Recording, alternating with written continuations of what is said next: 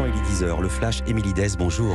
Bonjour Philippe, bonjour à tous. Le rétablissement de l'ordre public en Guadeloupe est le préalable à toute discussion. L'avertissement du ministre de l'Intérieur Gérald Darmanin. L'île en proie à de nouvelles tensions. Cette nuit, des gendarmes ont été la cible de tirs à balles réelles. 3 personnes ont été interpellées. Un mouvement de contestation contre le pass sanitaire et l'obligation vaccinale des soignants. Jean Castex a annoncé hier la création d'une instance de dialogue pour, je cite, convaincre et accompagner humainement les professionnels concernés. La vaccination qui sera au menu du Conseil de défense sanitaire prévu demain. Le Conseil scientifique préconise d'élargir la campagne de rappel à tous les adultes. Pour l'instant, la 3e dose n'est obligatoire que pour les plus de 65 ans et les personnes fragiles. Les plus de 50 ans pourront recevoir leur injection dès début décembre. La 5e vague qui n'a pas épargné le Premier ministre. Jean Castex est à l'isolement pendant 10 jours après avoir été testé positif au Covid.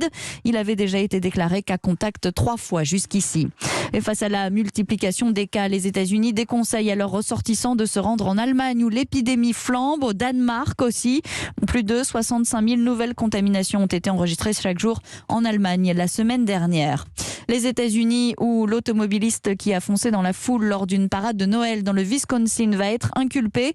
Le drame a fait 5 morts et 48 blessés selon un bilan qui n'est pas encore définitif. Les enquêteurs s'interrogent sur les motivations du suspect. La piste terroriste est cependant écartée. Dans l'actualité également, le Beauvau du football. Le ministre de l'Intérieur convoque ce matin tous les acteurs du foot après les incidents qui ont émaillé le match Lyon-Marseille. L'idée est d'apporter une réponse à ces débordements qui se multiplient depuis la reprise de la saison. Le supporter suspecté d'avoir jeté un projectile sur Dimitri Payet va être jugé en comparution immédiate aujourd'hui. Les Restos du Cœur lancent leur 37e campagne annuelle. L'association créée par Coluche alerte sur l'aggravation de la précarité des plus démunis. Aggravation provoquée par la crise sanitaire.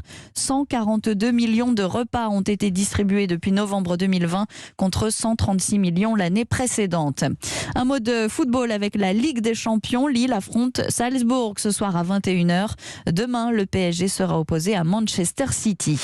Les premiers concurrents de la Transat Jacques Vabre ont franchi la ligne d'arrivée à Fort-de-France en Martinique. C'est le duo Sébastien Rogue-Mathieu Souben qui s'impose cette année dans la catégorie des Ocean 50, la catégorie ultime des bateaux les plus rapides à un parcours plus long. Le tandem Franck Camas et Charles Caudrelier est attendu à la mi-journée.